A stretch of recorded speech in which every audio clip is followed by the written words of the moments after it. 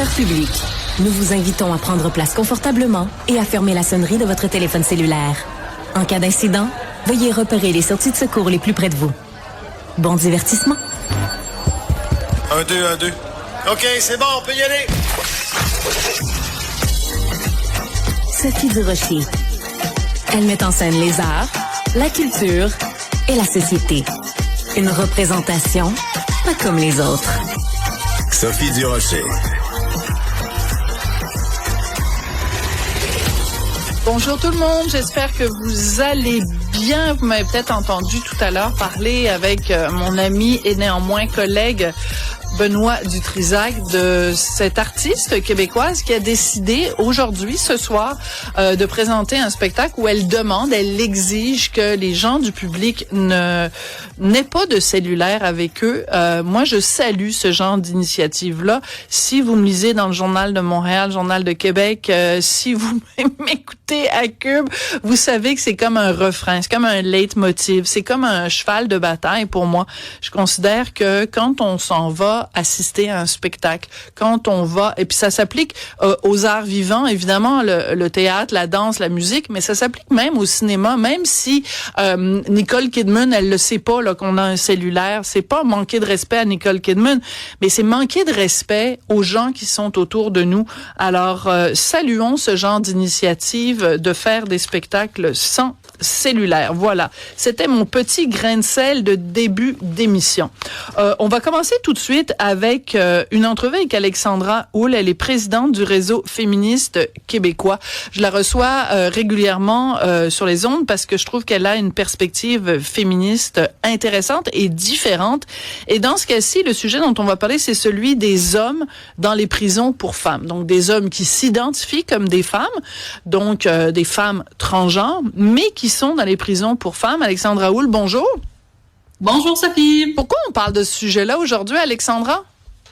Ben écoute, c'est parce qu'il y a une campagne sur les réseaux sociaux faite par un organisme LGBT qui parle de la méconnaissance de la vie des personnes trans en prison.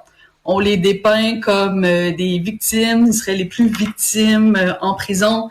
Puis pour éviter qu'elles vivent trop de victimisation en prison puis de violence, parce qu'elles ne sont pas placées selon leur identité de genre, mais selon leur sexe, on devrait avoir de l'empathie collectivement et les transitions devraient se faire automatiquement. Les transferts devraient se faire dès que la personne développe une identité de genre. Voilà.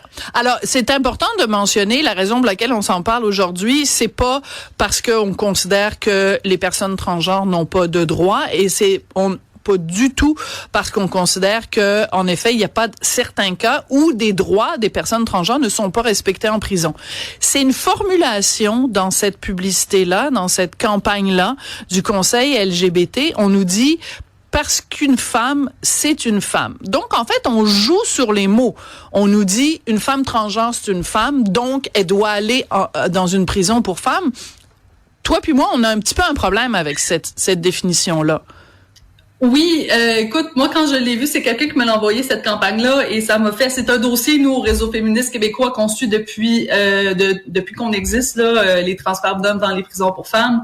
Et lorsque j'ai entendu, écoutez, les gens, pour les gens, faut qu'ils comprennent qu'il y a de la musique triste là dans cette vidéo-là, c'est très dramatique. Moi, personnellement, on me fera pas pleurer parce que Mohamed Al-Balouz a pas été transféré dans une prison pour femmes. Cet homme est un meurtrier, il a tué sa conjointe Cynthia Bussière et leurs 2 enfants. Il y a pas longtemps, là, je pense que c'est en janvier ou en février. Il n'a pas été transféré dans une prison pour femmes. Il a été reconnu coupable. Il n'a pas été transféré. Tu sais, moi, c'est un dossier que je suis depuis longtemps, là, ces transferts-là. Puis les données qu'on nous donne de Service correctionnel Canada, écoute, elles sont là, les données. On parle de 82% des criminels trans qui sont condamnés pour des crimes sexuels. Ce sont des hommes biologiques qui ont commis ces crimes-là. 94% de ces criminels-là ont commis leurs crimes avant leur transition. Donc, ils vivaient comme des hommes lorsqu'ils ont commis leurs crimes. La majorité de leurs victimes, c'est des femmes et des enfants. Écoutez, il y a 85% de leurs crimes qui ont causé la mort ou des dommages graves à leurs victimes. Puis je veux dire, 70% avaient des condamnations antérieures pour infractions sexuelles. Donc là, c'est pas une minorité de la minorité qui fait du vol à l'étalage, là. Tu sais, je veux dire, on parle d'une grande majorité de ce profil de personnes-là qui se fait transitionner, qui sont des meurtriers, des pédophiles, des agresseurs sexuels. Moi, j'ai même trouvé dans ma liste, j'ai des cannibales, j'ai des nécrophiles. Puis là, on essaie de nous faire, avec la vidéo, l'espèce de campagne, une femme c'est une femme, avec l'entrevue tristounette, etc. Je suis comme, écoutez, là, faut comprendre que ce n'est pas des gens gentils là qui sont transférés là actuellement. C'est des personnages de films d'horreur là, dans certains cas là. D'accord. Mais la banalisation qu'on fait là de la violence que ces personnes-là ont fait que je trouve qui est pas acceptable là. C'est ça, parce que si on parle d'être transféré dans une prison, c'est qu'à la base c'est quelqu'un qui est un criminel. Donc ce que vous avez fait au réseau féministe québécois, c'est que vous êtes allé voir quel genre de crime. Puis c'est ça, les chiffres sont quand même assez probants. Il y a un autre aspect aussi qui est problématique quand on dit quand on va très très rapidement dans le dossier puis qu'on dit une femme c'est une femme, c'est une femme. Ils prennent la peine de le dire 3 fois là pour que ce soit bien clair pour tout le monde. Voilà, c'est ça, on l'a ici là sur le site du Conseil québécois LGBT. Une femme, c'est une femme, c'est une femme, c'est une femme. Pour bien nous passer le message, mais si c'est une femme qui en fait se définit comme telle, le problème c'est que dans la loi canadienne, il n'y a pas de précision. Il suffit que quelqu'un s'identifie comme femme et le système pénal est censé le reconnaître comme tel. On l'a vu dans le cas de Mohamed El Balouz. C'est quand même un homme qui s'est mis une perruque sur la tête. Il n'y a pas eu de transition biologique, là. Il n'y a pas eu de prise d'hormones. Donc c'est là que qu'il y a un problème.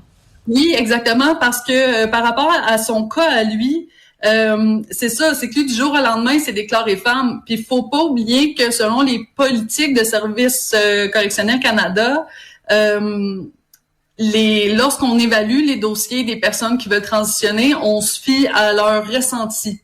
La définition d'une personne trans au Canada, c'est selon son ressenti. On n'est pas obligé de souffrir de dysphorie de genre ou de quelconque trouble. Si le détenu, le criminel dit qu'il est une femme, c'est il faut le traiter de telle façon. C'est ce qu'on appelle l'auto-identification, c'est ça. Et c'est pour ça, et c'est très important quand on parle de ce dossier-là, Alexandra, c'est pour ça que j'interviens beaucoup, c'est vraiment de mettre des bémols et des nuances et des gants blancs pour pas que on se fasse, ni vous ni moi, accuser, bien sûr, d'être transphobe. On reconnaît l'existence de la dysphorie de genre, on reconnaît, bien sûr, et on défend même le principe de s'opposer à toute forme de discrimination envers les personnes transgenres. Mais là, il s'agit pas de ça. Quand le Conseil LGBT dit une femme, c'est une femme, c'est une femme, c'est une façon de dire il n'y a pas de discussion possible. Même à un moment donné, sur leur slogan, c'est leurs droits ne sont ni négociables ni à débattre. Et moi, j'ai tellement un problème avec ça, Alexandra. Moi, quand on me dit t'as pas le droit de débattre, ben voyons donc, une société démocratique, tout peut se débattre, tout peut se discuter. C'est quoi cette approche-là? C'est surtout que leurs droits ne sont pas discutés, mais les miens le sont, par exemple. Parce que c'est un peu ça qui se passe. Parce que, écoute, cette classe-là, on n'a pas le droit de les discuter, mais ceux des femmes le sont.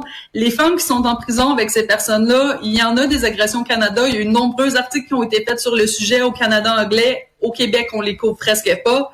Il y a une contestation judiciaire qui est en cours.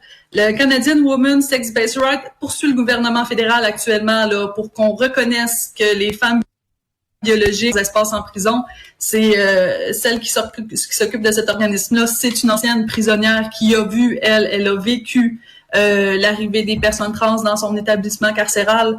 Elle s'appelle Heather Mason. Le Parti conservateur canadien puis le Bloc québécois cet hiver aussi demandaient qu'il y ait des modifications qui soient faites parce qu'il y avait des cas assez hallucinants. Il y a eu Mohamed El Balouz, mais il y a aussi eu Jennifer Perron. lui, c'est particulier parce que lui, dans le fond, il a fait sa transition lorsqu'il est sorti de prison, il est en probation dans la communauté. Sa victime est tombée face à face avec lui, qui est devenu un elle. Personne n'avait avisé la jeune fille que cette personne avait changé d'identité de genre, puis c'est au criminel de lui-même faire son changement auprès des services correctionnels. Donc, tu sais, juste au niveau de la sécurité publique, là, c'est vraiment inquiétant. Puis, tu sais, je veux dire, ce sont nos droits à nous, là, même en tant que citoyens, on a le droit d'être en sécurité, puis de savoir ce qui se passe. Là, pour moi, je vois ça comme, oui, on comprend les droits d'un groupe, mais je veux dire, ça devrait pas se faire aux dépens des nôtres, de notre sécurité, là. Voilà, c'est pour ça que c'est intéressant, mais je reviens sur quelque chose que vous avez dit un petit peu plus tôt, Alexandra. Vous avez dit ça a été amplement, tout ce dossier-là a été amplement couvert au Canada anglais.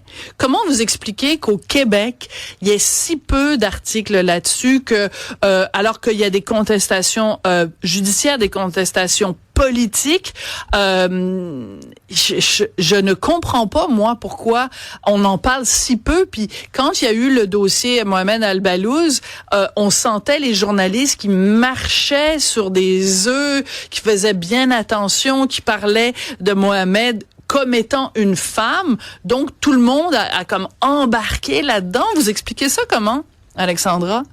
Ben, je crois qu'on a ici une espèce de culture où on veut pas faire de la transphobie, de l'homophobie. Il y a vraiment comme cette culture-là qui est très présente au Québec. Je sais pas si tu t'en rappelles, Sophie, là, mais quand le documentaire là, Trans-Express est sorti. Oui. Oui. C'est important de Ben, rappeler. Oui, c'est ça. Oui, c'est ça. C'était scandaleux, là. Il y a presque personne qui en a parlé. Je pense que Isabelle Haché, qui a fait une chronique, oui, toi, tu en as parlé. Isabelle Haché avait écrit une chronique là-dessus, et il y a une phrase dans cette chronique qui m'avait choquée. Elle disait qu'elle avait reçu un avis, et plusieurs autres médias aussi avaient reçu des avis de ne pas commenter. Ouais. La sortie de ce documentaire. Elle en parler, puis elle en parlait en mal. Donc, c'est sûr que s'il y a ça en arrière qui se passe, que les médias traditionnels reçoivent des communiqués de certains groupes, de quoi que t'as pas le droit de parler de ça, ben ça l'explique pourquoi ici, on n'a pas le portrait juste de cette situation-là. Oui, c'est important, juste pour que tout le monde comprenne bien. Trans-Express, c'est cet excellent reportage de Pascale Turbide à Radio-Canada, où elle avait démontré, elle s'intéressait au phénomène des transitions de genre et l'identité de genre chez les adolescents. Et entre autres, elle avait donné un micro caché à une jeune femme de 14 ans qui rentrait dans le bureau d'un spécialiste. Puis, je pense que ça prenait 14 minutes pour qu'elle ait des papiers pour faire une transition de genre, donc l'ablation des seins et puis tout ça, là, la prise d'hormones et tout, là, c'était assez fascinant de voir la montée de boucliers. Bon, alors moi je pense que le Conseil québécois LGBT a tout à fait raison de se battre pour les droits des personnes transgenres. Je pense que leur slogan est problématique, et quand on dit dans la société civile ces droits, tu sais, il y a pas place pour la discussion, il y a pas place pour le débat. Moi, je pense que c'est un déni de liberté d'expression. Je pense qu'on a parfaitement le droit de soulever ces questions-là. Si tu me permets, nous, on a créé une pétition au Réseau féministe québécois. On est rendu à plus de 1100 signatures, justement, pour demander au gouvernement fédéral de revoir les consignes par rapport au transfert d'hommes dans les prisons pour femmes. Donc, si les gens ont envie de la signer puis de la partager, c'est sur notre site Internet qui est réseauféministeqc.org, puis sur notre page Facebook et Instagram. Donc, plus on va être nombreux à la signer, plus il y a des chances qu'il y ait du changement. Donc, si vos auditeurs peuvent signer en grand nombre, voilà. C'est notre façon de faire quelque chose. Voilà. Si on croit en un certain nombre de principes, ben il faut être vocal et il faut l'exprimer. Alexandra Houle, présidente du Réseau féministe québécois, merci beaucoup. Merci beaucoup.